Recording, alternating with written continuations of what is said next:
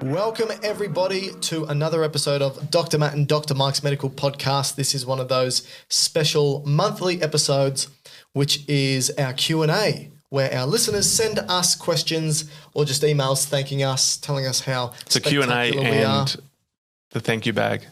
Yes, many bags. We ask you, send us all your bags and we will go through them. We will sort through your bags the way Matt sorts through his neighbour's rubbish. So today we are going through some questions about hypertension, about COVID-19. We can't say. About, it's actually. I guess it's in the title of the podcast. Yeah, exactly right. I already know. About. I just wanted to make it suspensial. Please. Suspensive. There we go. Yeah. Look, we're going through a whole bunch of stuff and some thank yous from people all around the world. But firstly, how have you been? Not too bad. Oh yeah. Everything good? We had a long weekend. We did? I end up just doing yard work. Oh, cool. Everyone loves that. It's a downside of having 2 acres. Yes. Well, that's right. Every time you say that, it just 2 reminds acres me with of, kids. Just reminds me of which Arnold Schwarzenegger, Kindergarten Cop. Oh yeah. Is that the one where he goes, or is it Last Action Hero where he goes, No. You want to be a farmer? Well, here's a couple of acres, and then he kicks him in the groin. Yeah. That's good. So that reminds me of you. Thanks. Him kicking someone in the groin. Yeah, it would be pretty... Talking of being kicked in the groin, I heard that you had a chili experience. Yes. But you didn't rub it into your groin, you rub it into your eyes. No. Thank God for that. Yes, just my eyes.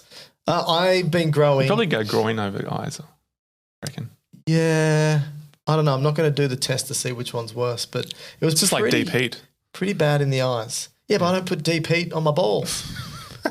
Not unless I'm about to do a 100-metre sprint. I've been growing these Carolina Reaper chilies, and the first – actually, I had a couple, but the possums ate it. But I had got one off, and I was chopping it up to put into a salad. And so chop, chucked in the salad, delicious salad. I washed my hands because I'm not an idiot, and wash. With detergent? Yeah, okay. With soap, detergent. Got it. Went, sat down to eat my salad, and then I took my middle finger and just rubbed the inside of my eye, just like scratched it. And instantaneously, the horrible burn, and then I went into the bathroom and put water on my eye, which then spread the heat across the entire eye. And it felt water spreads it? Yeah, well, it felt like there was a hot fan blowing hot air across my entire lens. Can you explain physiologically what happened? I hurt myself, and it was terrible. So in chili, there's capsaicin, which basically just activates capsaicin receptors. Trip receptors, right? TRP. Yeah. Which is just like receptors. Temperature receptors on, what would you say, non-bare nerve endings. Yeah. And so it's even though C fibers? Is that only C fibers? I think so. Even though there's no actual temperature change, you interpret it as hot. Anyway, it was horrible, and my eye was very red and unenjoyable. So the chili or the capsaicin is also the ingredient in things like bear spray and pepper spray. Which we use a lot here in Australia. We had bear spray on our cycle trip through Canada. Did you? We had bear spray. Never had to use it though. And that's just pepper spray? I think so. Okay. I got tear gassed in Bolivia. Why didn't we start the story with that? I don't know. Why? Because I just thought of it now. What were you doing? There was a protest. So this is in La Paz, the capital of Bolivia. Yeah. There was a protest, which I think was like farmers protesting. This is my understanding at the time, and I was like 19 years old. Yeah. They were protesting against the government who banned or restricted the farming of coca, which is the leaves. Yeah. What year was this? Which is a big industry.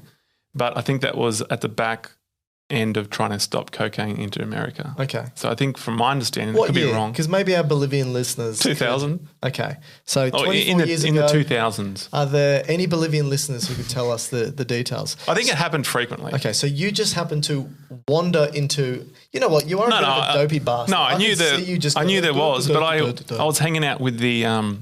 photographers, for the press. Okay, why? I was just, I don't know, because it looked the safest.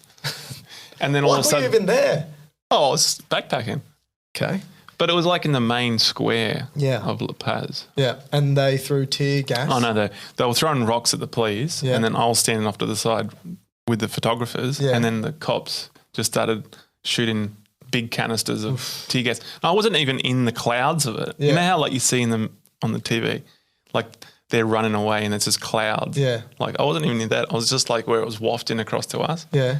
And then it was like your eyes just start running. Yeah. And you kind of feel like at the same time you can't breathe, but when you breathe, it burns. Oh, my God. Yeah. That sounds horrible. It's terrible. Oh, my God. But the treatment for, I don't know how this works, but the treatment, people were just like getting pulled from the street and they would say, come, and then they'd have 44-gallon drums on fire, so that just like fire with wood, burning wood and stuff. Okay. And you just stand over that and it would seem to help with the, I'm not sure the mechanism. Combustion. Maybe it was burning away the chemical compound in the smoke. Don't know. But it Weird. helped. Wow. Okay. Well, that sort of But then I saw on Twitter, really diminishes my chili story, doesn't it? I saw on Twitter Dr. Glorkefecken, Yeah. who's an ophthalmologist, In the US. but also a parody comedian, Yeah. right? He's a comedian. He posted, and I'm assuming it was off the back of all the college protests at the moment, Oh, yeah. what to do when you're tear gassed or pepper sprayed.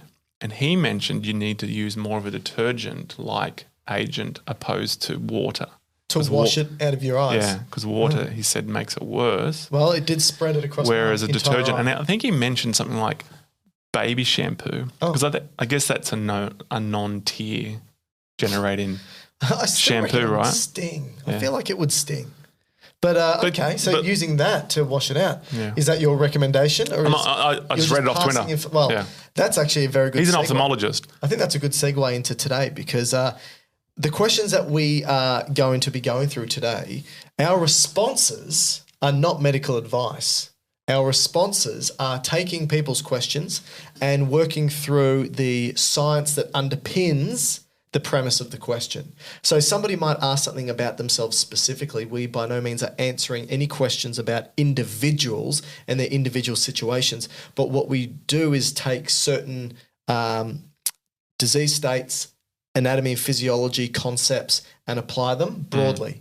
So please, none of these answers are about you and your health conditions specifically. We cannot answer those questions, nor would we want to. You need to seek your primary healthcare physician to be able to do that. Go see your GP if you have a question about your health. And if they can't help you, go see another one. Okay? By no means should Drop beat. drop Drop beat kicks. YouTube doctors be answering questions about health. Drop beats. Drop beats. Combination of drop kick and dead beat. Okay, we're the Drop Beats. That's our new band, Dr. Matt, Dr. Mike's Drop Beats. Well, let's go through the first. We're going to go through some thank yous, and then we're going to go through the first question. So first, we have a thank you, Matthew, from Christine. Christine says, "Hi, Dr. Matt and Dr. Mike. This is Chris from India. Your videos have really been a great help for me in medical school. In India, after MBBS, we have an exam in the final year, and I'm currently preparing for that. Is it by any chance possible if I could send those MCQ questions to you and you could make simplified videos on their answers? Thank you." So firstly, thank you, Chris from India. Yes. We appreciate it, and we're so glad that the content that we're producing is helpful. By all means, you can send us topics and we can make videos on those topics. But We'll eventually have these kind of resources on our website. we will eventually. But to answer specific MCQ questions that have been given to you to answer, I don't think I would be comfortable doing so. But if those questions cover topics, you can email us those topics. And if they are topics that are broadly useful to others, we'll make videos on them. But if they're very specific questions, us making a YouTube video on it may only serve you as opposed to others. Yeah. And we want to be able to, because we're very limited. We do this for free. We do the podcast and YouTube channel for free. We might get a little bit of ad revenue from it, but Believe me, it's not much. So we both have full-time jobs as academics at universities, teaching medicine into medicine and nursing. We need to make content that is broadly accessible to others. Don't you agree? Agreed. But thank you so much, Christine. Second email. This is from Bianca. Do you want to read it? I'll read it. Message. Hi, my name is Bianca and I'm a student taking AMP2 by the logs. You're going to say 3? I wasn't sure it was an exclamation mark. Oh. So AMP2! AMP is anatomy physiology. Yep. I just wanted to let you know how amazing this YouTube video is. I'm not sure what the video was. It's this one that we're recording right now. I learned so much in such little time. And Dr. Mike even reminded me of the passion for medicine. Yes. There you go. And then she watched one of yours and she goes and immediately disappeared again. That's right. I've decided to leave the health field. I've decided to become a monk after watching Matt's video.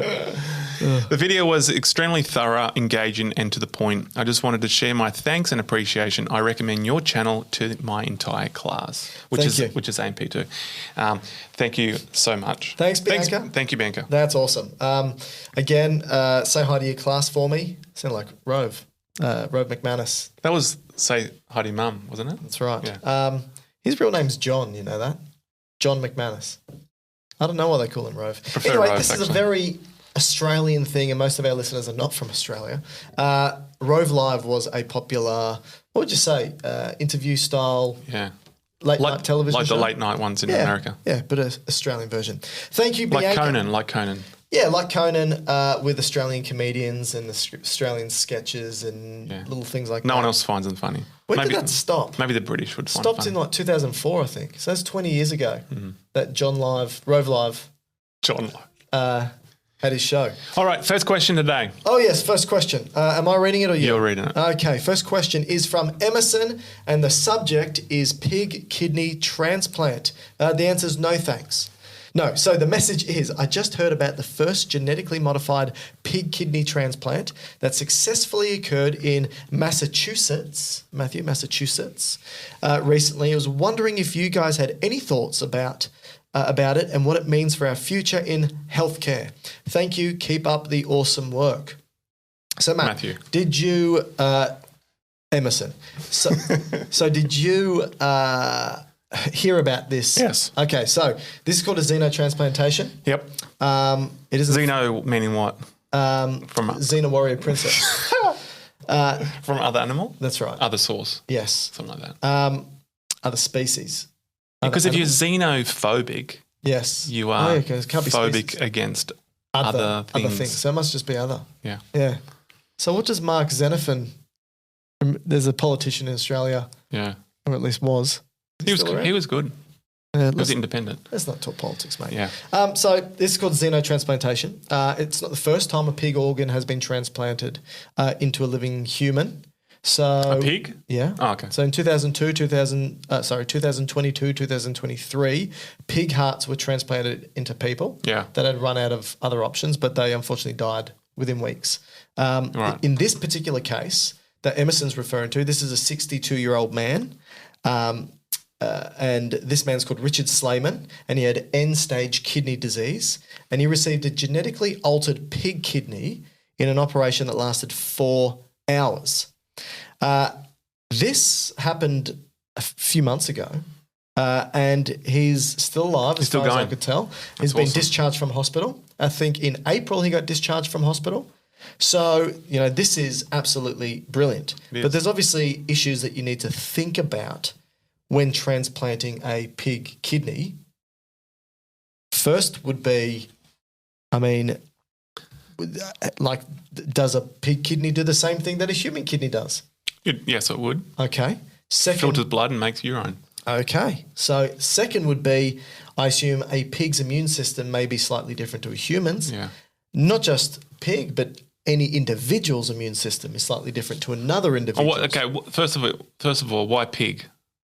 I think pigs actually are very much, when it comes to the organs inside of the animal, very much aligned with us in regards to the size and the function. Very good. So the kidney of a pig is basically the same size as the kidney of a human. tick, well done. So that's thank you. Because they did a lot of transplants, probably some period in the 20th century.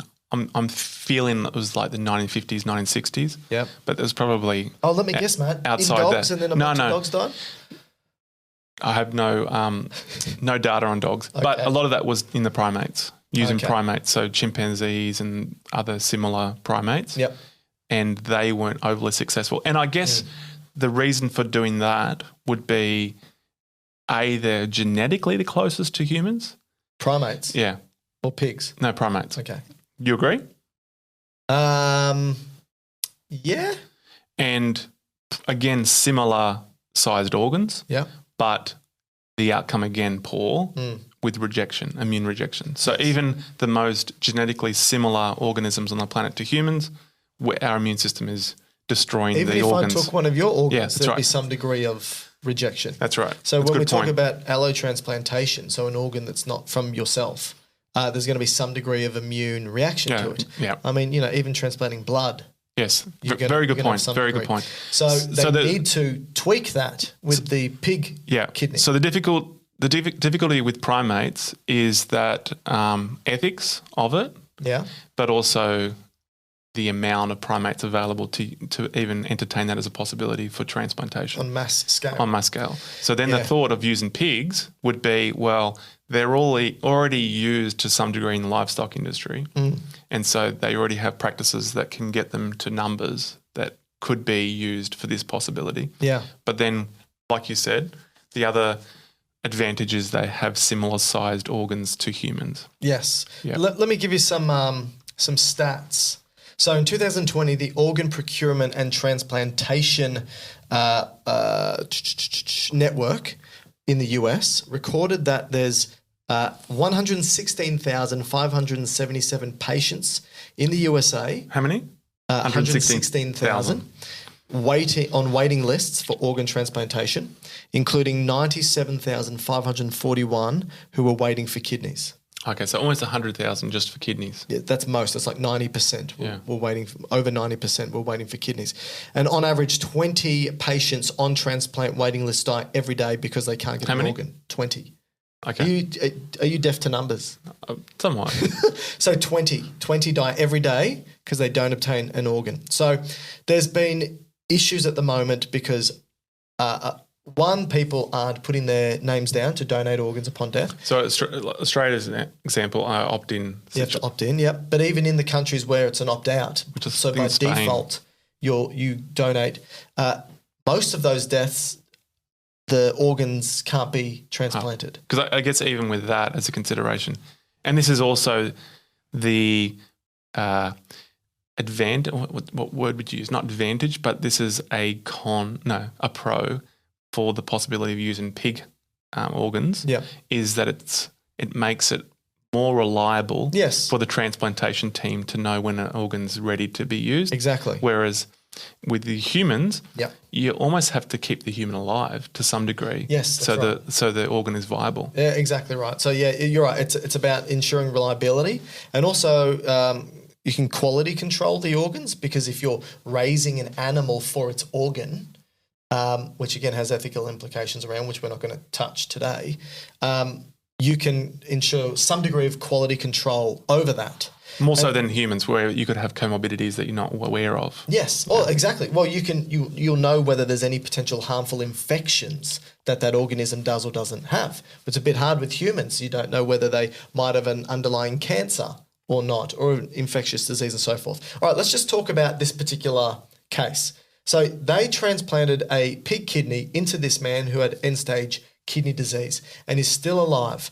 So what did they do to stop the rejection of the organ, to stop his T, B cells, innate and adaptive immune system from attacking, destroying it, or making himself sick because of it?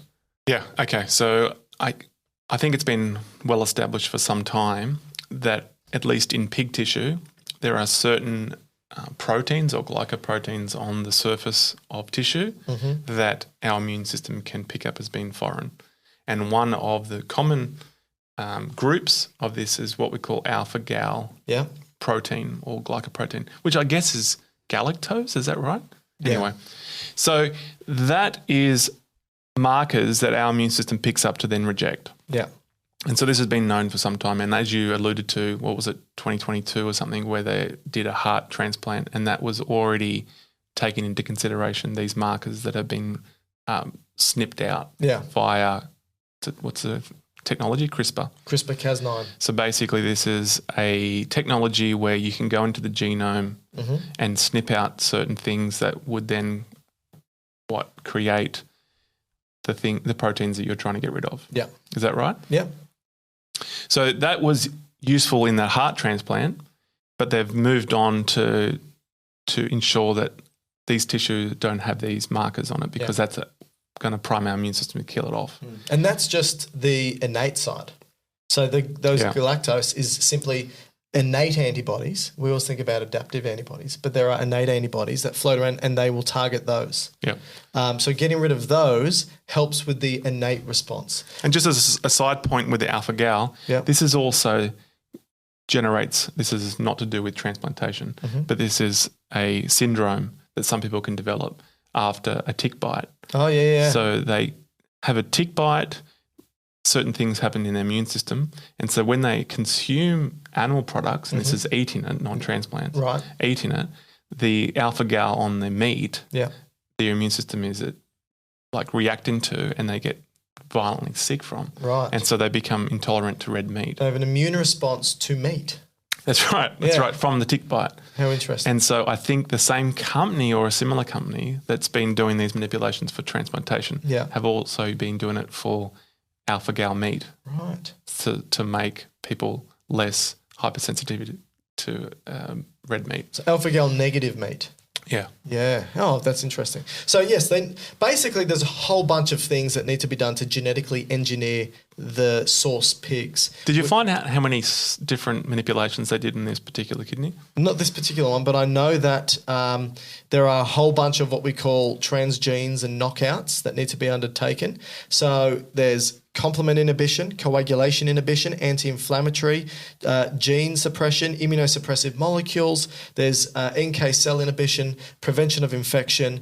Then you've got knockouts, preventing natural antibody-mediated rejection, prevention of infection. Amazing name. Limitation of organ size as well, because some organisms might be able to grow larger and larger and larger present inside. So you're going to limit that. Prevention of graft thrombosis as well. So there is a lot of things that 24 odd things that need to be manipulated. So in this case, they were able to do a lot of that with CRISPR-Cas9, which is genetic engineering. That's taking molecular scissors and chopping out very specific parts of DNA segments. So what they would have done is I think the animal was called a mini pig. Was it? Yeah, and I think that was your nickname in high school. I think that these studies were first done in New Zealand. Yeah. And I think the advantage of this particular type of pig is it has similar organ size to humans. Right. So you don't have to do further manipulations to grow, because sometimes in other animals you have to manipulate the genome to grow the organs to the size that you need in the human. Jeez. But the mini pigs are of organs similar to humans. Wow. I wonder how big these mini pigs are. Well, I would have thought it was like guinea pig just by the name. Okay. But I guess not. No. So anyway. A pig can be as big as you. They're big, yeah. I mean, obviously heavier, not by much. But same colour of skin. That's true. That's true. Makes the same sound when you pull its tail as you do. So they would have went into the genome before the animal was born. Is that right? And manipulated all these genes. Yeah. So when the animal was growing, it had kidneys that had all these changes in it. Is that right? Well, I'm not sure if they did it in utero for or at least embryologically for the growing organism. They may have. I'm not sure. That's a good question. The question that Emerson has actually asked us isn't to just talk about that, but his question is, what are our thoughts about it, and what does this mean for the future of healthcare? So firstly, I think it's awesome. Again, removing the ethics conversation about taking animals. But can I just add to that? Because I think it's important to note this. Yeah. If we're already, growing pigs for meat consumption or other agricultural things, then if you're utilising the same animal that is going to be sent off for meat to be eaten. I don't think they are, though. That's the thing. Well, that's the possibility that you could use the organs Not if it's for genetically transplantation. altered like that. Okay, you can't? No. Okay. So but maybe you down the have track it could be something that could be... Well, but the argument would be made that we also shouldn't be eating the animal either. That's right. Right? So I think those who are okay with eating the animal aren't going, oh, I'm cool with eating it, but I'm not cool with taking the organ. I think it's the query around whether we should be destroying an organism for our benefit, whether it's health or diet. Yeah. I mean, a strong argument can be made that for many of us, raising animals for our ingestion and subsequent digestion isn't necessarily for our health either.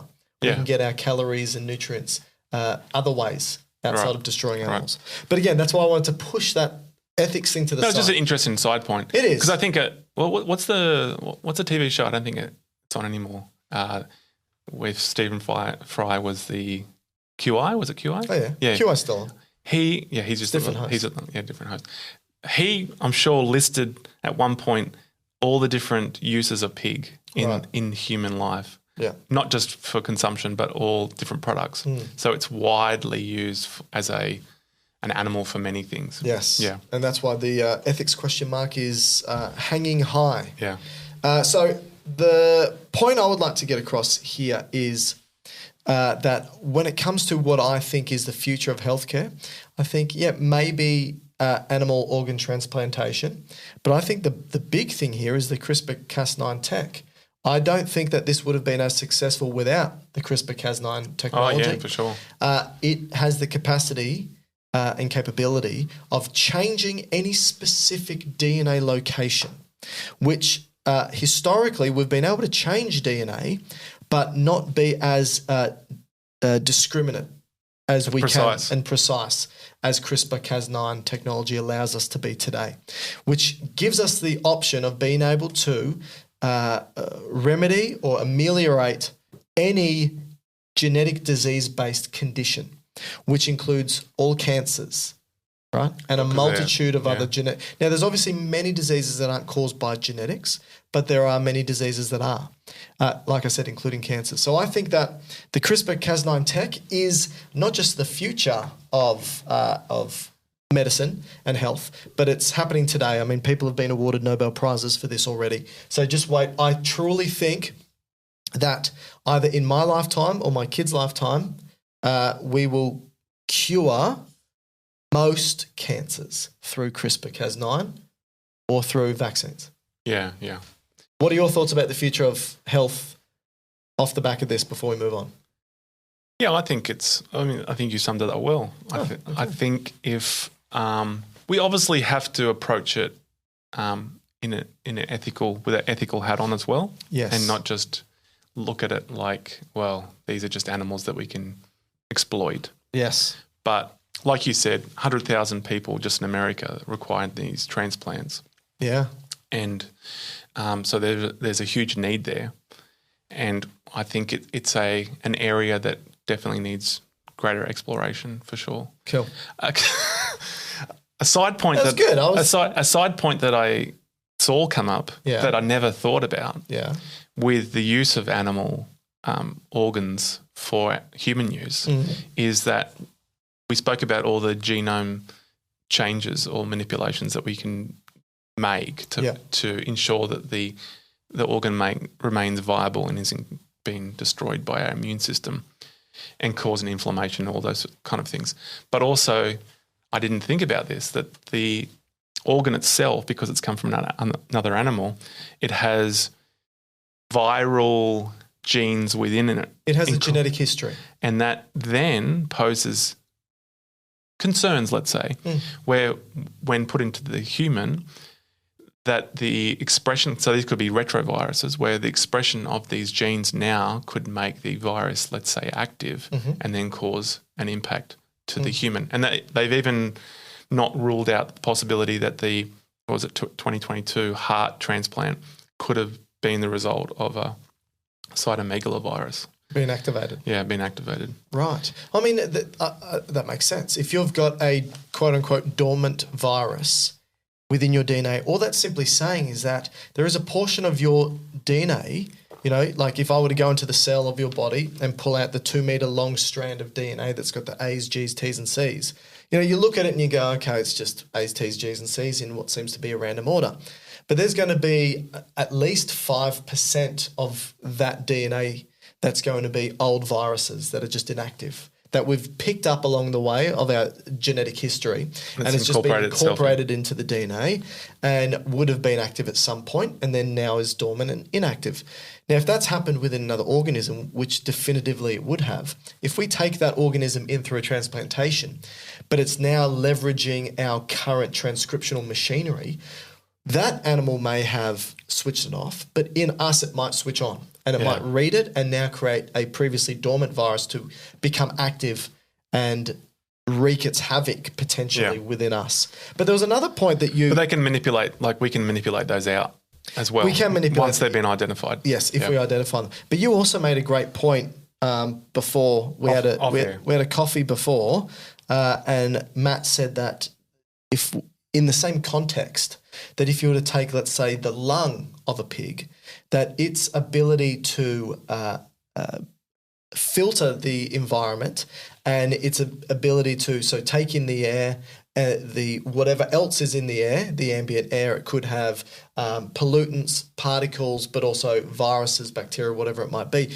We've specifically evolved to have a respiratory or lung-based immune response that's specific to us, but a pig has for itself.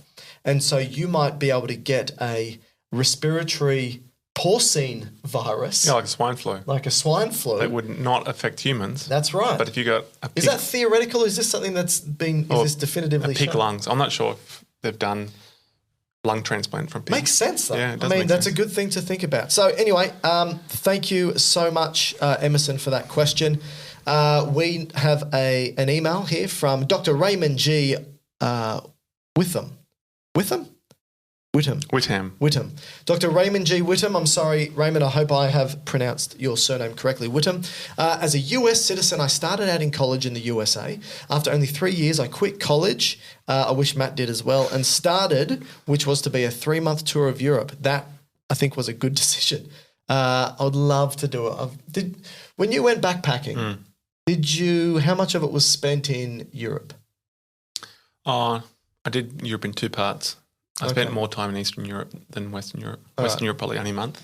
Oh, okay. In total. Because I was living in London. Yeah. So I just... Oh, okay. That's Europe. So you were living in Europe. I lived in London for a year, but then I just kind of went over and did Europe for a month. Yeah. And then I did Eastern Europe also for 3 months. Right. It ended after 19 years in France. How cool is that? With my Doctor of Medicine, Human Medicine, and when I heard about zoonotic diseases, did a Doctor of Veterinary degree. It's in French, and I'm trying to just make it as Australian as I can. My Doctor Veterinaire, I'm so sorry, Raymond. Veterinary degree, basically. Yes. Going back to the US, I got my Master's of Public Health Epidemiology degree and served as an epidemiologist investigating human infectious disease outbreaks. Raymond sounds very accomplished, I need to say, Matt. Far more than us. Later, I got my US registered veterinary technician, nurse degree to get back into clinical veterinary medicine while I'm working in a veterinary clinic and studying to obtain my US Doctor of Veterinary Medicine license. Awesome. So why am I telling you all this? Well, I don't care. I think it's interesting. It's because I'm using your videos as a review of subjects that, although are meant to address the human species, serve to understand what we have in common with other species. I'll eventually post videos concerning how the general public can, as they do your research properly, to discern the difference between garbage and evidence-based scientific medicine.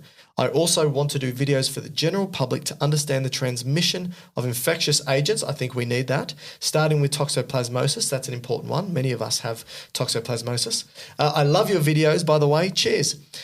Thank you so much, Dr. Raymond G. Whitham, and congratulations on your extensive... trip to France. Well, your extensive trip to France and your body of work. You put us to shame, and I think that those video topics are awesome. I think agreed.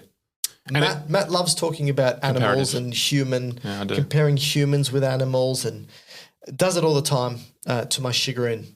But congratulations, Raymond. That's brilliant. Let us know once you've started your YouTube channel and we'll talk about it on the pod. Happy to. Yeah, I agree. Next question, Matt. Nick, this is from Nick. Okay, this is from Nick. And so the subject for this email is, thank you for your support in postgraduate nursing advanced pathophysiology. Oh.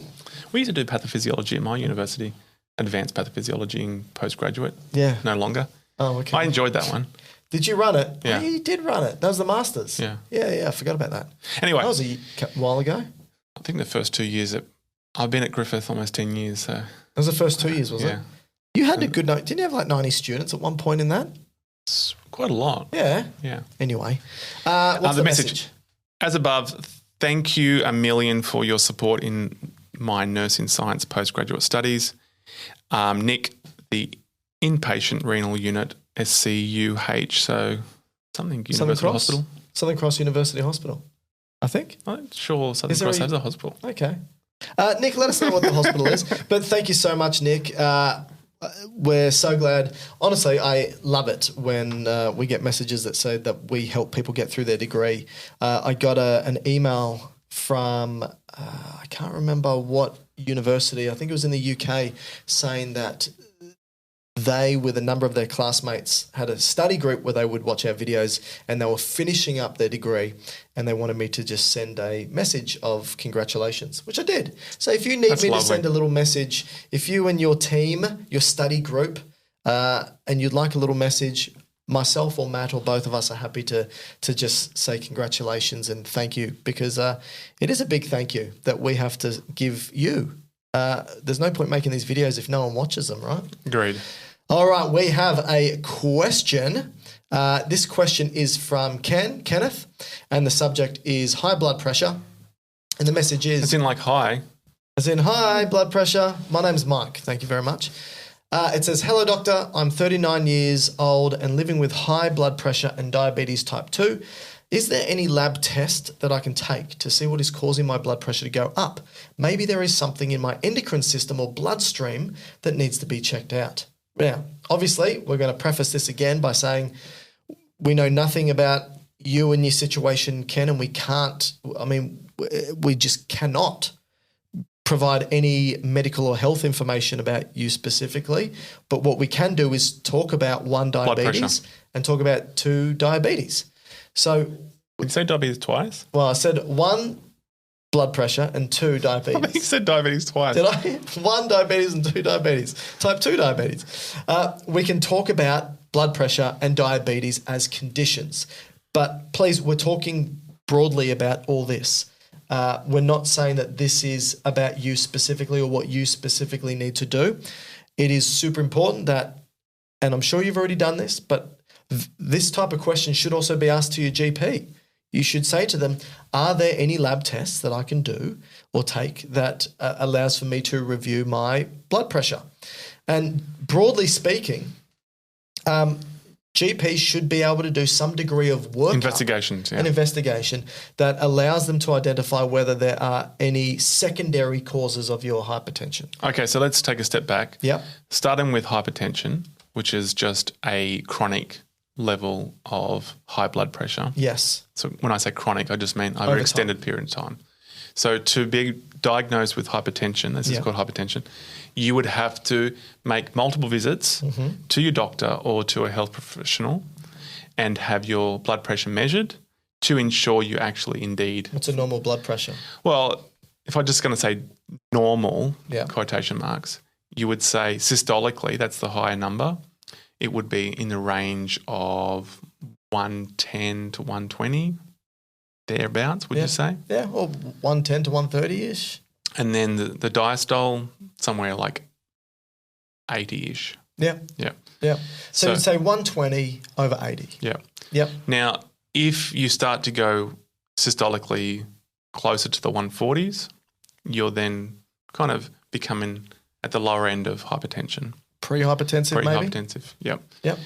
And because these boundaries change quite a lot. Yeah. So they're not necessarily being stuck in the same No, they have fashion. changed over time. And what about diastolically? Diastolically, probably over 100. Okay. Right? Or over 90-ish. Yeah.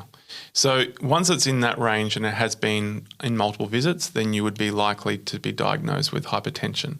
Now, probably the first thing you want to ensure you don't have an effect of or an influence of is what we call white coat syndrome, which is an effect by the health professional taking the blood pressure. Yeah. It doesn't have to be only the doctor, but anyone who's taken the blood pressure, you may just automatically feel a bit more anxious that causes your blood pressure to go up. Yep. So you would have to ensure that that is not being factored into it. And sometimes this can be blood pressure that can be taken at home or continuous blood pressure done throughout the day over periods of time. So just to clarify, the American Heart Association states that if we look at the systolic, the biggest number, normal is less than 120. Elevated is 120 to 130. Stage 1 hypertension is 130 to 140-ish. Yep. Anything 140 or higher is stage 2 hypertension, and anything higher than 180 is a hypertensive crisis. Yeah. With diastolic, less than 80 is normal. You can have elevated if your systolic is 120 to 130, but your diastolic is still less than 80. You can have stage 1 if it's 80 to 90. If it's 90 or above, you're stage 2 hypertension, and if it's higher than 120, you're hypertensive crisis. Okay. So basically they're saying that hypertension could be classified if over time your measurements are over 140 to over 90. Yeah. So once it's been established that you have hypertension and it's not factored in by white coat syndrome, the doctor or the physician would want to establish maybe the cause of it. Yeah. And like you said, there can be what we call secondary causes, but this is only constitute 5% or less than 5% of all people with hypertension. Now, when we say secondary, just meaning there's another cause for it. And this is usually things like there is a narrowing of the blood vessel going to your kidney.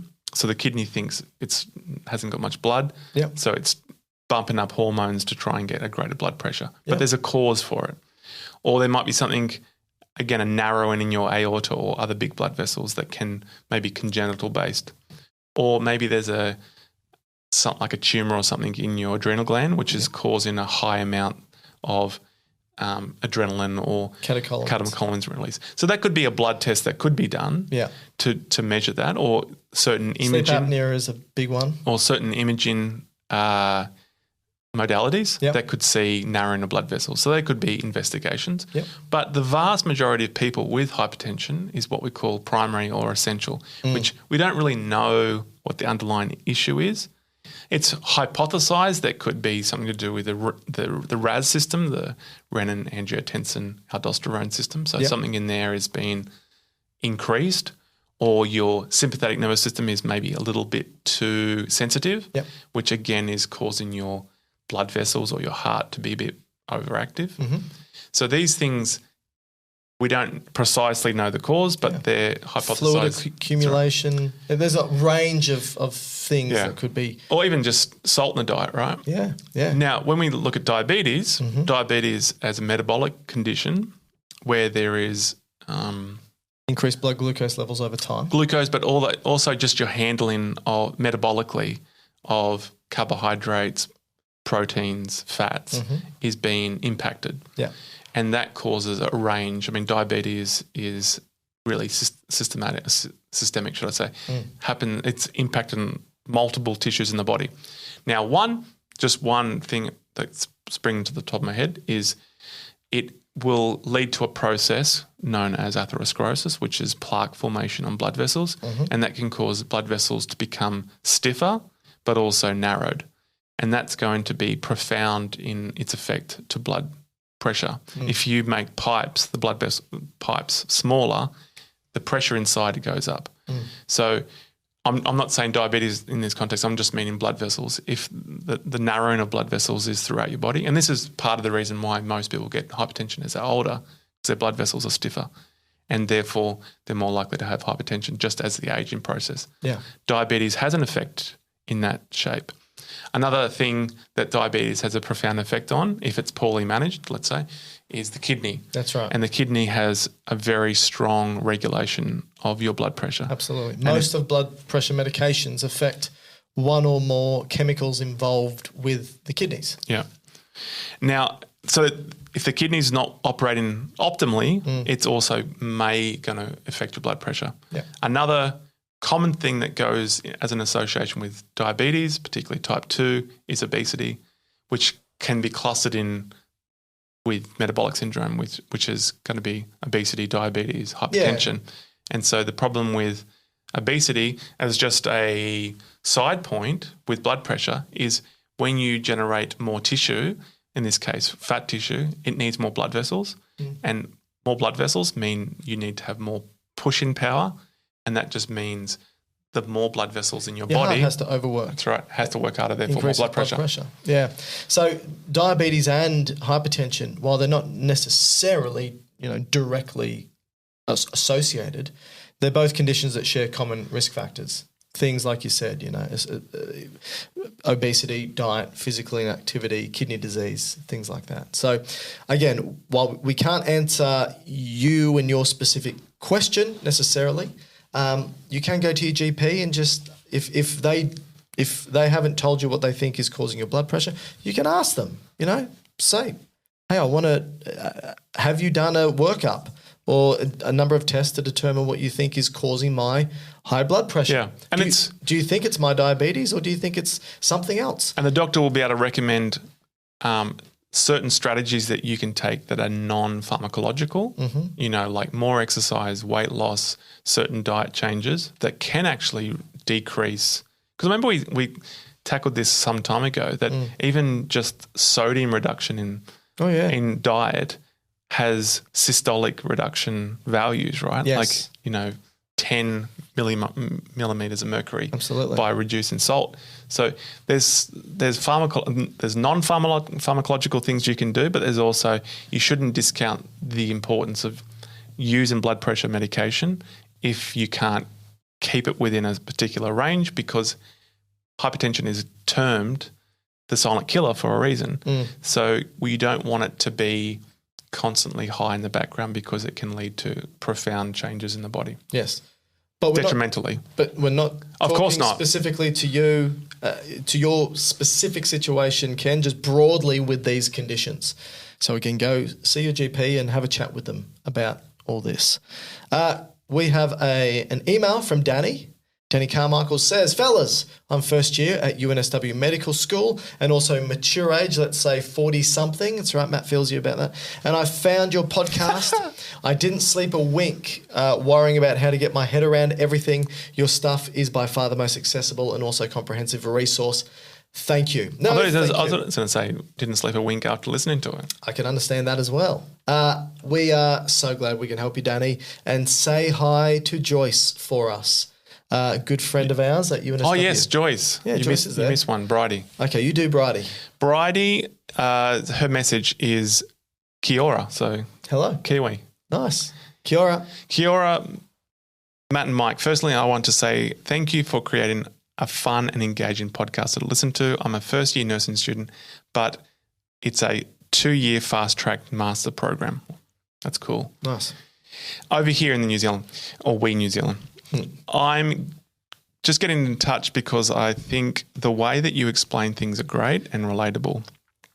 My course content involves tutorials once a week, and then the rest is online learning, placements, and a lot of textbook reading and no lectures. Oof. We don't really have much lectures either anymore, do we? Well, I do.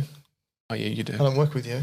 So listening to both of you have been a huge break for my eyes and vamped up my listening. Is that because you have to close them when you look at Matt talking? Right. You don't watch YouTube videos, you listen to the podcast. Yeah. Okay. Vamped up my listening skills. Very good. I'm only a few podcasts deep in as I am sick of reading so much. I get it. But I'm looking forward to more. Thank you again. I feel like a fan. Nice. So thank you for helping me hopefully pass this course. How do you pronounce is that goodbye? Namihi? I think it's Namihi. Thank you, Bridie. Yes. How nice. Thank you, Bridie. We're so glad that we can help. And our podcast, we've got a lot of podcasts. And as you know, there's long form and short form. The short form A to Zs, hopefully they're helpful. Although the last few have been almost long form. No, that's very true. I think we're getting longer and longer with all of them. And our long form ones, I think, really cover entire lectures or even entire multiple lectures and topics. So I'm glad that we can help you there. Next question. Next question. Matt, you want to read it? No, you read it. Okay. This is from John, and the subject is C5 palsy. So it's cervical, number 5, spinal nerve. Okay. I saw a YouTube you guys did on nerve regeneration. That must have been your video. It was great. It must have been mine then. It got me. It got me thinking about my condition. I had PCLF surgery. Do you know what that is? Posterior cervical lumbectomy fusion. Okay. And 9 days later, developed C5 palsy. Meaning? So that dermatome being affected. Okay. In a way in which it's just. So palsy, I guess you'd say it's a motor thing. All right. But I've been in PT and my range of motion is good, albeit requiring some assistance with my left hand. I'm 6 months post-op and I feel the regeneration is slower than I expected. Is there a way to determine the severity of my injury and how long I should reasonably expect to be able to lift my arm over my head again? I know nerves grow about 1 millimetre a day, but based on your video, I think the length of nerve damage may be a contributing factor to my timetable. This is I don't know if it's John or Chester. No, the Chester's next one. Okay, Yeah, John. My apologies. Yep. John. All Well, right. look, Matt is the nerve guy. So again, Matt knows nothing about your condition, outside of what you've said, but he can't speak to that because, one, we're not medically trained to do so, and two, it would be a disservice to talk about your specific situation. But because Matt knows nerve injuries, he can talk about nerve injuries broadly. Yes, that's right. So is the fact that he said that nerves grow 1 millimetre a day true? Yeah, in humans it is. So central nerves. So these are peripheral nerves. Is he talking about peripheral nerves? Yeah, so he's referring to, my assumption is the spinal root. Okay. So at the C5 level, so where it's coming out the spinal cord. So when you look at the nervous system, you've got the central nervous system, the central nervous system, which is the brain and spinal cord. Yeah. And then the nerves that come out of either one of those, brain or spinal cord, are known as peripheral nerves. And they can carry either just sensory or just motor or a combination of both. Mm-hmm. Okay. Now, where the peripheral nerves are different to the central system is it's got regenerative capacity. Right. But the central is limited. It's limited due to once you've injured it, the response of the body to it usually results in like scarring and the inability of the nerves, the axons, to regenerate. Okay. It kind of gets blocked and they can't reconnect. Mm-hmm. But the beauty about the peripheral nerves is usually they will be able to regenerate back to the original state, depending on the severity of injury, but also how well it can be repaired if there is that need. So when you look at a peripheral nerve injury, usually the cause of it can be classified in three different etiologies. So there's the lacerations, which would be like cut. Where you would see that, usually the upper limb is the most affected out of the body with peripheral nerves, is because we put our hands in situations where they can get injured more than the legs, more than the face or the torso. So a laceration, an example would be a lot of tradies get it because they work with dangerous things, or someone puts their hand through a window or something that could lacerate a nerve. Or a bandsaw. All right. So laceration. Then you have compression injuries. So this is like more crush injuries. Now, common cause of this where you would see it would be, they call them compressive mononeuropathies like carpal tunnel syndrome or Saturday night palsy. Oh, yeah. Where people have compressed the nerve for long periods of time and it's crushed it. So Saturday night palsy is you've been on the piss, so drinking alcohol. You come home, you fall asleep on the couch and your arm's laying over the edge of the couch. Yeah. And it's compressing the median? Radial nerve? Nerve, yeah. And then what happens is it crushes it. Yeah. And I'll talk to you in a second on how we classify the injury severity. And then there's a stretch, which is why you kind of pull the two ends apart. Right. And so I can't really comment on John's cause of the palsy. Mm-hmm. You would assume that it's not a laceration because you'd know. Well, we're not going to assume anything. That's right. Yeah. But it's likely to cause some degree of peripheral nerve injury. Now, what the physician would then do, so this could be a neurologist as an example, would assess the severity of injury. And so there's two kind of tools that the doctor uses. There is the Sunderland approach, which is first degree, second degree, third degree, fourth degree, fifth degree. As the number increases, the injury is worse. Or the Sendon approach, which is probably more common. And these are broken down into neuropraxia, axotomesis, or a neurotomesis. So a neuropraxic injury to a peripheral nerve is the least severe, okay? And that would be where the nerve is probably being crushed, and so where the injury has taken place is in the axon and the myelin. But all the other rapins, now the rapins can be what we call endoneurium, which is around each axon, perineurium, which is the fascicles, and then the epineurium, which is around the whole nerve itself. Do people know what fascicles are in a nerve? They're like the bundles of fibres. They are all intact. So the advantage with this is there is no degeneration and the axons kind of just regenerate and they'll just grow back down the tubes back to where they have to reinnervate. Mm-hmm. Okay? So depending on how high up it is, as we've spoke about, it's about 1 millimetre per day. And so if you think your arm, if you're going from, let's just say in John's case, up towards where it's come out of the spinal cord to the fingers, you're talking, how far is that? 60 centimetres? A metre? A metre.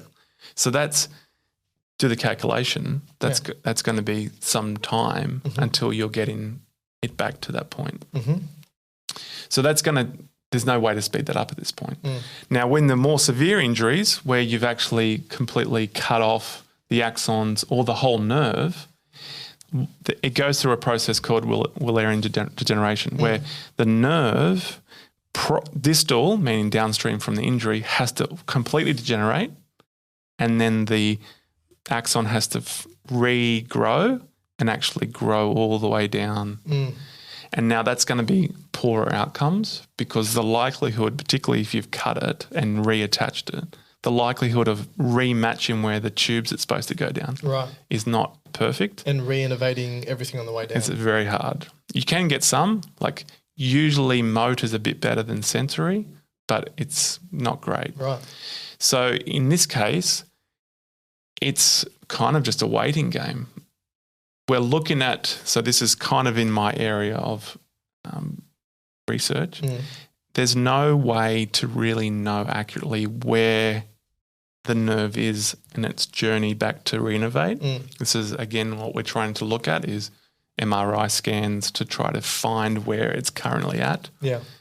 There are some physical tests you can do to kind of estimate where it is, but other than that, unless you can see into the body, you have no ability to know where it's currently at. Yeah, yeah. And that makes it very, very difficult because the surgeon doesn't know if it's been a repair, if it's been successful or not. You've just got to wait it out for years, could be, if it's a long way to go.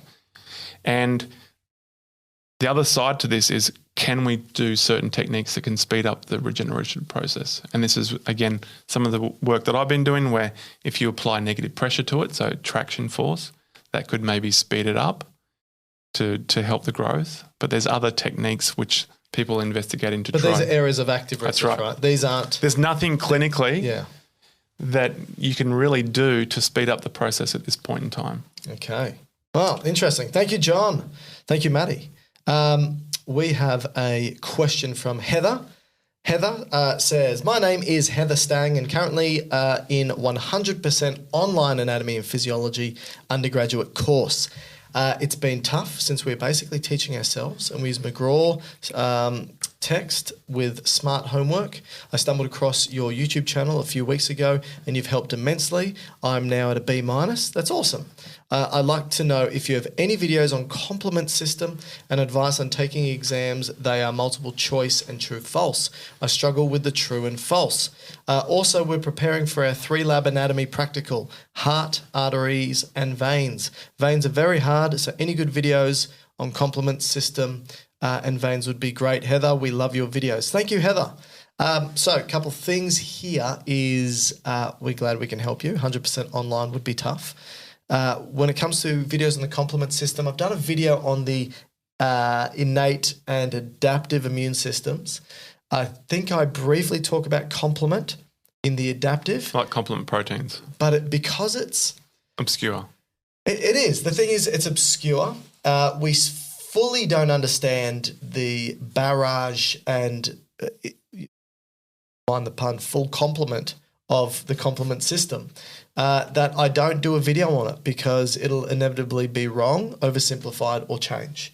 So I don't know what level of detail they're asking you for complement system. My assumption would be what I deliver in the video is probably as much as you need, maybe. So I would advise watching that. Advice taking multiple choice and true false questions. It is more on the person that writes the question than the person sitting the exam. Not entirely, but there's a lot of factors into that. Yes, a well-written multiple choice question is just as effective at testing knowledge as a short answer question.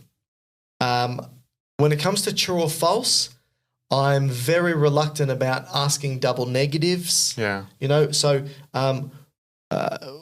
which of the following is not an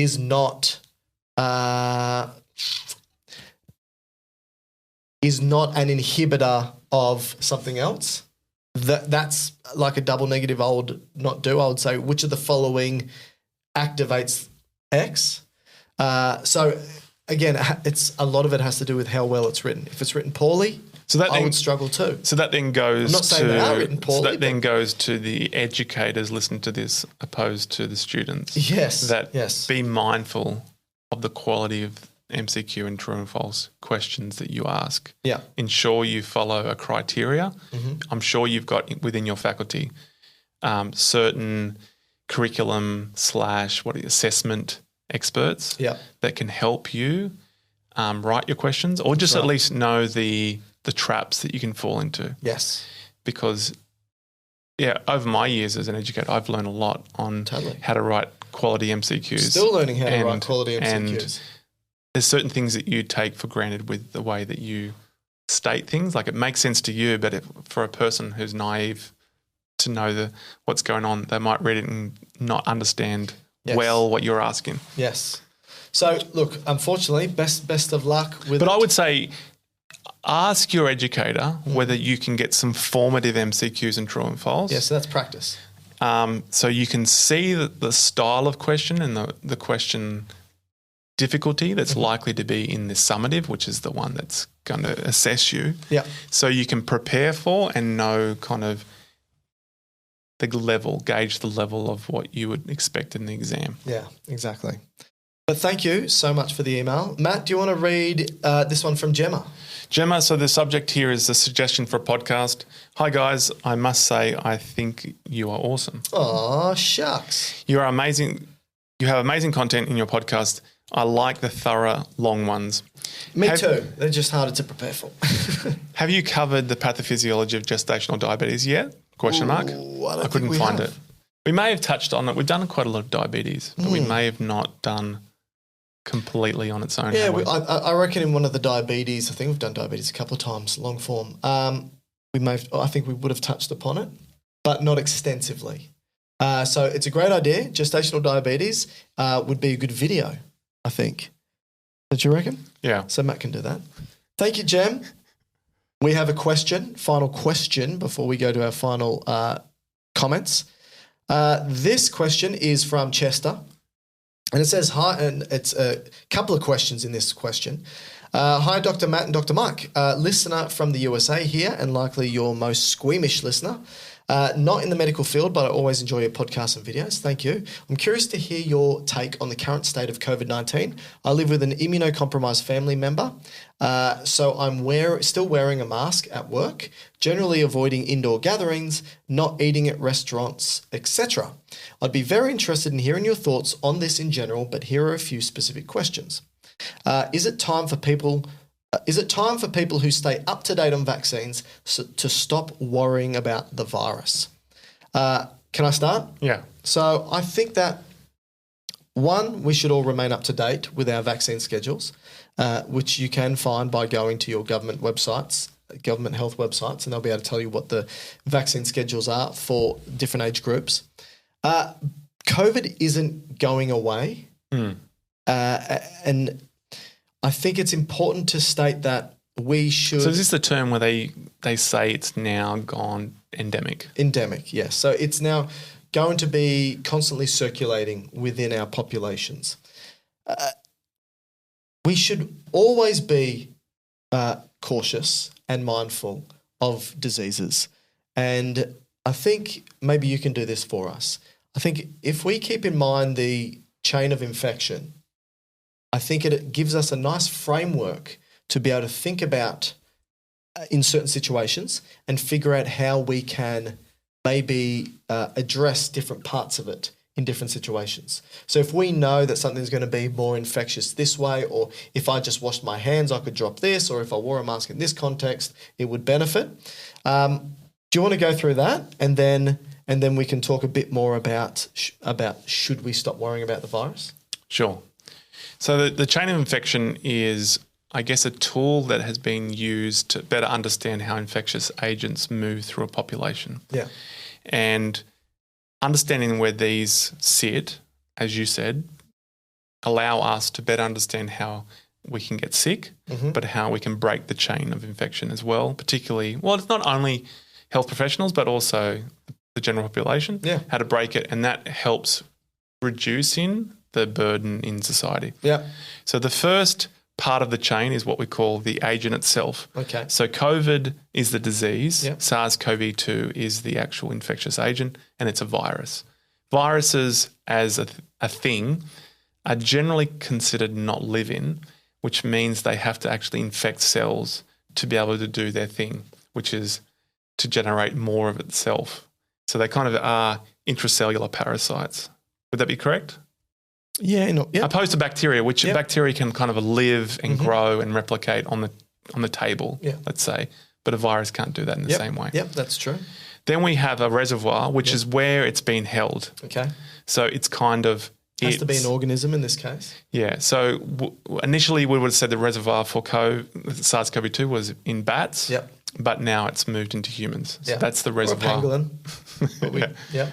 Well, that's the intermediate point, right? So humans now, So humans are the reservoir. So that's where it's being held to at least remain in a population level that it can keep spreading. All right, next one. Then it's the portal of exit. So how does it leave the reservoir? Okay, so predominantly through respiratory droplets. Yeah, so in this case, for COVID or SARS-CoV-2, it is more so droplet and aerosolization. Yep. If we remember back, we used to thought it was more fomite. Yeah. That's why we disinfected everything. Remember early in the pandemic, we washed everything? Which means it just would sit on something by itself. It just would be... Indirectly. So I cough onto your keyboard. Yeah, thank you. And then you do some typing. Yeah. It now goes onto your fingers, and then you put your fingers in your mouth or your nose or your eye. Yeah. That's indirect, opposed to me just coughing straight into your mucous membranes. Yes. So the mode of transmission is how does it get moved between the reservoir and the next person. Yep. Okay. And so these could be anything from, as we just said, droplet, aerosolization, so coughing, sneezing, blah, blah, blah. Now the portal of entry. For viruses, it has to gain entry to another mucous membrane. Yeah. So that can be eyes, nose, mouth, anus. Yes, that's right. Or the other end. Yeah, that's right. Right. And then the last chain is a susceptible host. Right. What makes that host, which is the portal of entry, more susceptible to getting the virus attached into them? Because you're walking around with your mouth open all the time. That makes you more susceptible. Well, technically, yes, that's true. But also in the case of individuals that are immunocompromised. So this goes to this particular question. Yeah. Immunocompromised individuals would be at a greater risk. Yes. So if you break any parts of these chain, you're effectively breaking the infection itself. So you could stop the virus itself at the very beginning by just destroying all viruses, which is not going to happen. Not going to happen. You can destroy all the pools, so get rid of all people. Not going to happen. So those two aren't really in. Yeah. You can stop people from coughing and sneezing, which you can't, but you might be able to cover their faces. So that's the portal of exit. You're stopping the exit getting out of the infected host. Yeah. And so this could just come through education. Yeah. You educating people with cough etiquette. Yeah. Don't just cough into the air. Yeah. Cough into your inner elbow. Or stay home when you're sick. Or stay home. That's right. Yeah. Yep. If you don't have another person to spread it to. And so in hospitals, they would do isolation. Yeah. And then getting it into somebody else. Yeah. Also wearing a mask, keeping distances. So sterilisation of equipment. Yeah. This is why, in hospitals which are higher risk setting, you would have cleaners come along. And this is interesting. I didn't think about this. And I was actually educated by a IPC, what's that stand for? Infection Prevention Control expert, who actually is also immune compromised. Yep. And so she has, I asked her the question, and she would get vaccinated every 12 months. Right. And so she would only take extra precautions when the environment is at a higher risk. Yep. That's a side point. But something that she taught me was when you're disinfecting a surface, the first thing you got to do is take away the load, the microorganism load. So you have to actually wipe it down with detergent-like substances first, and then you have to disinfect. Right. So you can't just have a dirty, soiled surface and just spray Dettol on it. Ethanol or whatever on it, because it doesn't penetrate through it all, because it has biofilms and so forth. Yeah. So you've got to remove that physically and then do your sterilisation, I guess I should say. So that's something I'd learned. I didn't think of that. And so then have masks, wash your hands, gloves, all those kind of PPE things, gowns, goggles, where you have a greater risk of being the mode of transport. Yeah. Moving between the reservoir into the susceptible host. Yes. Yeah. So now the question is, should we stop worrying about the virus if we're vaccinated, right? And so I don't think we should stop worrying about it. There's many viruses, diseases that we should be mindful of, which we are at greater risks of in certain situations, like the flu and COVID, but also RSV is even a big one at the moment. But think about STIs, right? STIs are infectious diseases, which in certain situations, such as intercourse, you are at a higher risk of contracting. And so there are certain practices that we do to reduce our risk of obtaining those infectious diseases. But you're not going to walk around town wearing a condom, right? You're not. What, over your whole body? Well, I'm just wearing one, right? As in you're just not going to do that because the context isn't right. And so when it comes to should we stop worrying about the virus, it's just, it's context dependent. That's right. And it might become to the point where we have a new surge. Yeah. And then it is appropriate to go back to these measures like wearing a mask. Change. Yeah. And we also, again, it's sort of. And like you said, it may be appropriate to wear a mask, and this is for all of us, if you're sitting in emergency department and it's in the middle of winter. Yeah, I didn't say that, but yes. Or on a plane. Yeah, or on a plane, which I also didn't say. But yes. No, on a conversation we had earlier. Oh, okay. Should we still be wearing masks in public? So that's to your point there. Can I put a comment there? Yeah. I think for all of us, if we've learnt anything from the pandemic, it should be that when we are sick, just out of respect to society, and you're going out into society, you should just wear a mask. Yeah. Because I agree with that. you are potentially spreading a virus. Yep. And yes, it may be a head cold or it might be a flu that may not likely kill anyone, but you could make someone really sick. Yeah. And all you need to do is just put a bit of cloth in front of your face, Yeah. just for while you're outside, while you're sick. And I think that's, if we've learned anything from the pandemic, and some cultures do this all the time and they've done it for decades. And so I think it's a really nice thing to do for your society. Yeah, I agree. So just being realistic. From a scientific perspective, ideally, yes. Practically, is it possible to wear a mask at all times out in public? I don't think it is. I think in certain situations we should strive. Like, I still wear masks on aeroplanes because that place is a cesspool and it's just recirculating other people's air over and over and over again. That brings up a good important point, that another thing we've learned from the pandemic is the importance of fresh air and well-ventilated spaces. Yes. And that's something we probably all should be looking at more so. How do we ensure workplaces, schools, hospitals, things like that have better quality ventilation? Yeah. And they've even just a recent study, I think it was in the last 24 hours, that showed that the greater portion or concentration of CO2 within the environmental air actually increases the viability of COVID or the virus within the aerosol. So a paper came out 25th of April this year, so not long ago. It's in Nature Communications. It says ambient carbon dioxide concentration correlates with SARS-CoV-2 aerostability and infection risk. Basically what it says is what you stated, is that COVID seems to be more stable when the CO2 levels are higher in the ambient atmosphere, and that seems to play more of a role in its stability than the humidity of the air. So the CO2, for whatever reason, we don't really know why that's the case. They just observed it and then hypothesized.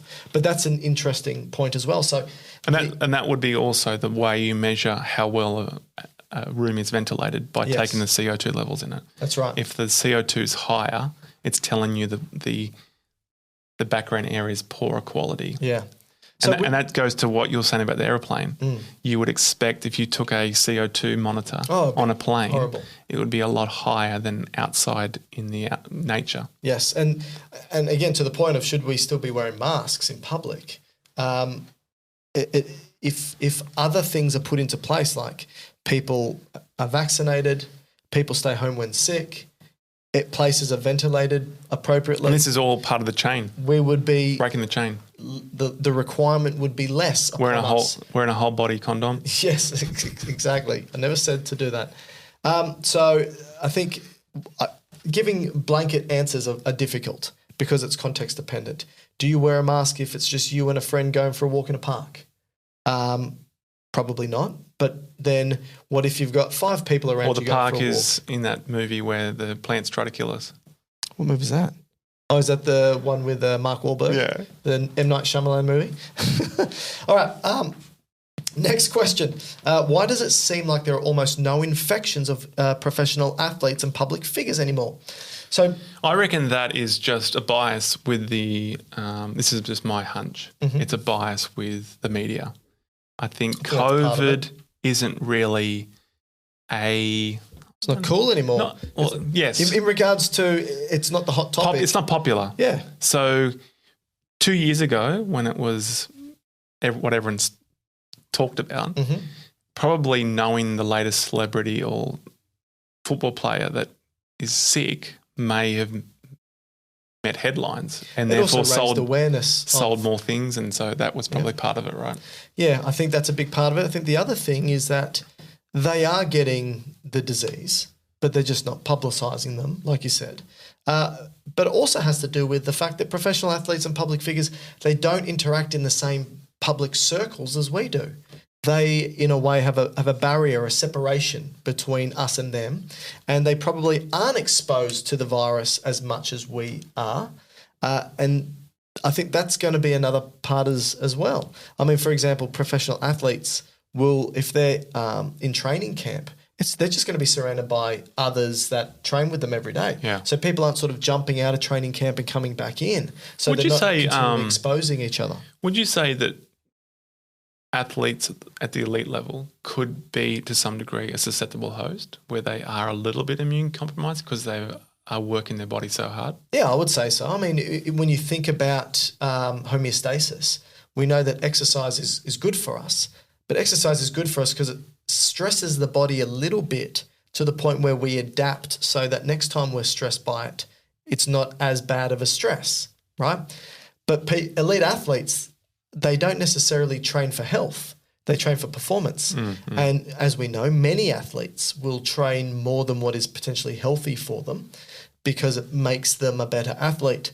And so you could, and again, I'm hypothesizing, you could make the argument that an athlete could potentially train so much that their immune system, because we know that immediately after exercise, your immune system has dropped a little bit, but then longer after it bounces back up again. So you could make the argument that they are potentially slightly immunocompromised, if that is even the appropriate term in this context. Maybe. Because you do hear anecdotally at least that when they are at a competition, just getting a head cold can just remove you out of the competition. Yeah, of course. How do you rate the severity of infection compared to something like the flu at this point? So there's a paper that I think is probably best just to refer to the literature. Did you have something to say? I was just going to say, well, at the moment, at least from my superficial approach to I'll do the literature then. Viral surveillance, there is concern at the moment with a type of bird flu. Mm-hmm. So this is an influenza that is currently coming to points of questionable pandemic, at least within animals. And this just, again, underscores how viruses change with their dynamics in a population. And so this particular bird flu has been decimated a lot of different animal lineages in the last year or so. Yep. Like marine mammals have been dying at high rates. But at this point, it hadn't seemed to cross into humans. So it resulted in a huge amount of loss of poultry in America because farmers had to take it serious and cull their animals if the virus jumped into their chickens. Yep. So that then, I think, led to egg prices to go up in America. Mm-hmm. But then I think it jumped into dairy cows. So again, that may have impacted milk prices because of the burden within that particular animal. But then I think of last week, it jumped for the first time into humans from the dairy cattle industry. And so a farm worker was infected by this bird flu strain. But I don't think symptomatic. Yeah, I'm not sure. I didn't read the specifics. But it's just, again, underscoring that these viruses are changing so much all the time. It's hard to say statically anything definitively comparing to. Yes. But if we were to look at just what some papers have published in regards to comparing to, here's this paper which was published, where is it? It was published, relatively recently. I can't find the date on this one now. Oh, there we go. February this year, 2024. Comparison of the incidence of severe outcomes in outpatients with COVID-19 or seasonal influenza without risk factors. So this is a retrospective analysis of a health insurance claims database. So again, there's limitations to this. But what it highlighted was that from 575,293 patients, they had COVID-19. That was the COVID-19 group. And then they had a little over 1 million patients in the flu group. Both were without risk factors. The adjusted odds ratio, so the risk for all outcomes, was significantly higher for patients with COVID-19 than the flu. So basically, people with COVID-19 were 3 times greater odds ratio for all severe events. For the population aged over 18, there was also a significantly higher risk for all severe events with COVID-19 versus the flu. And the incidence of severe events with COVID-19 among the population under 18 years was greatly reduced, and the risk for severe events was not different between COVID and the flu. So under 18 years of age, the severe events for COVID-19 is no different than the flu, according to this data.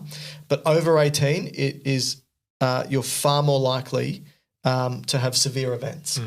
But it looks like, just reading the study design, that it was looking at the population of COVID over the pandemic period, so the 2020 to 2022. Yep.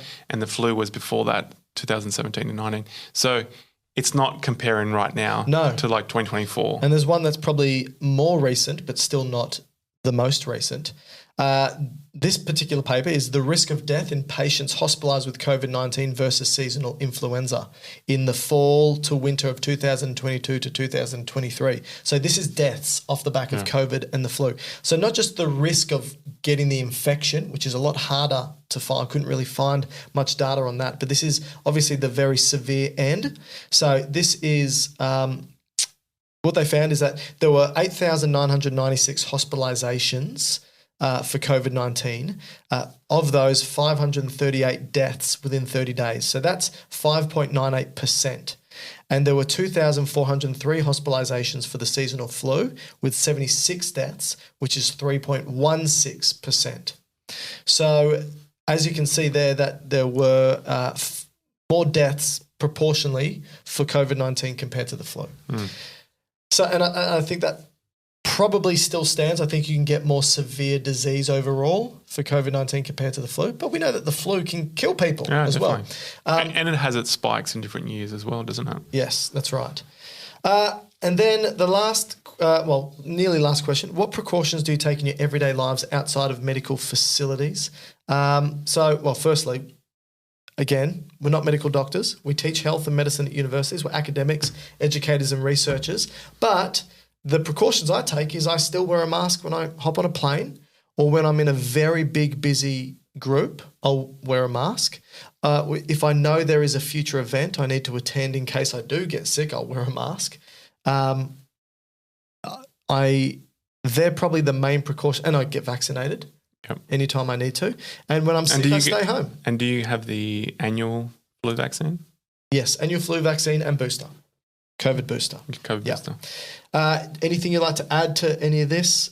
Oh, and just wear a mask when you're sick. Yeah. Do you see a future where this gets better or worse? I think, like you said before, it's hard to know. I think it's going to ebb and flow. Things will get better, then things will get worse, and that's just how it is. There seems to be... I think the virus itself is constantly changing to best suit itself in the reservoir that it's living. Yes. So it doesn't want to kill its reservoir off because then that negates its ability to survive as a thing. But it also wants to make itself efficient in doing so, right? And it has to be above an R0 of, above 1, where it's not going to... What's the R0? If I get sick, so if I'm infected, how many other people are going to get sick? Yeah. So it has to be above 1 to stay viable within the population. Yeah.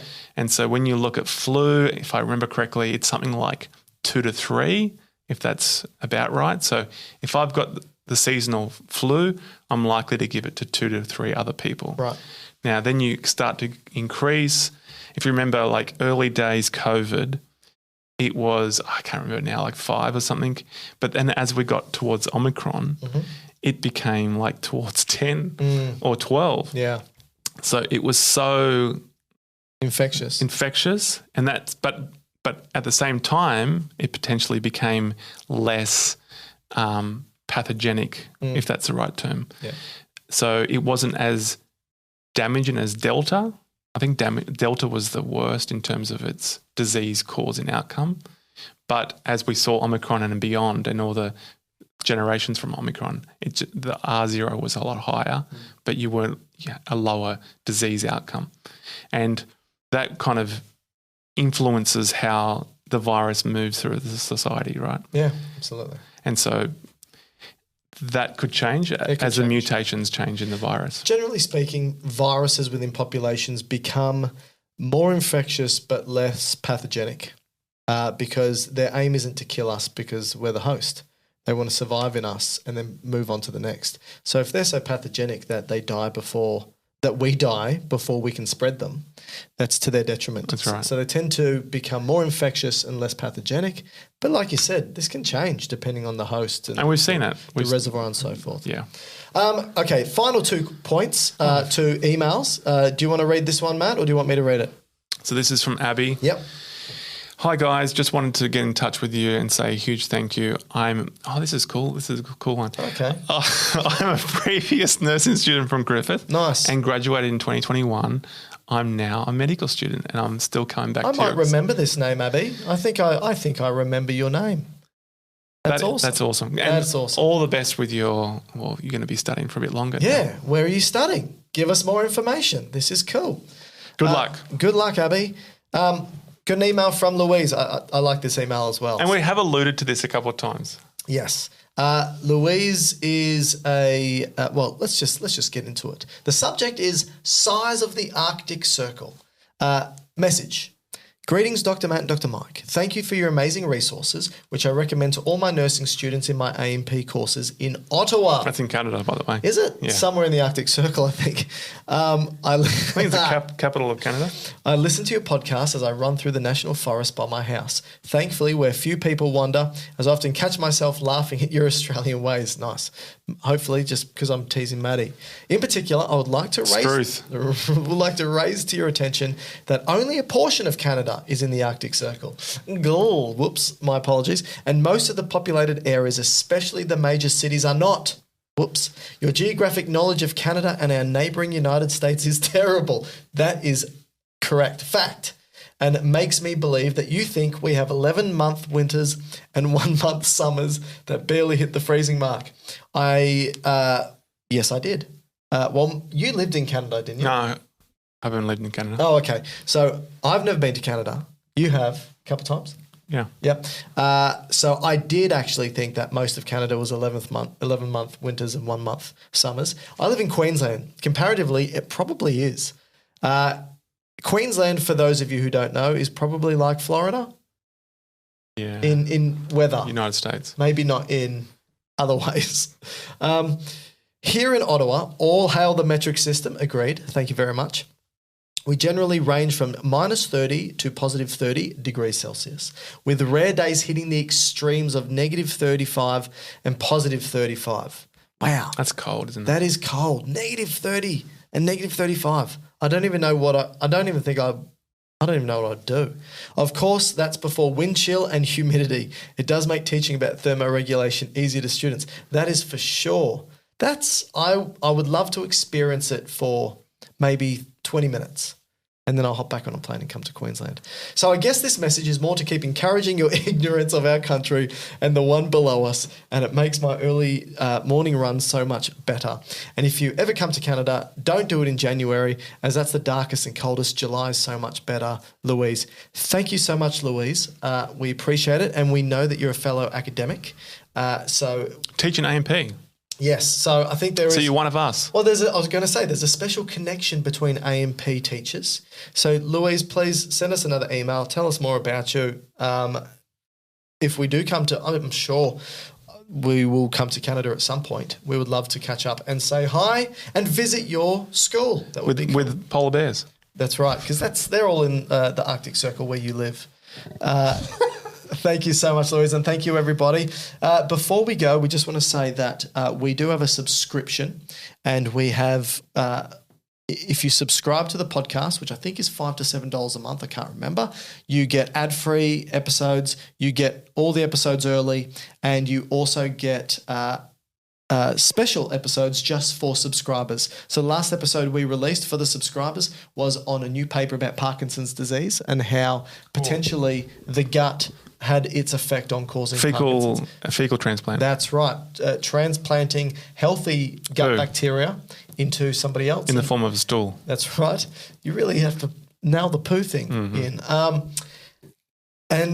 So it was a good episode. And so if you want access to these subscriber-only episodes, please considering becoming a subscriber. Apart from that, send us an email. Go to our website, drmattdrmike.com.au, or email admin@drmattdrmike.com.au, or geobiosciences@gmail.com. Or you can contact us on social media at Dr. Mike Todorowicz on all platforms. And apart from that, we love you all. Keep the questions coming. And keep the questions coming.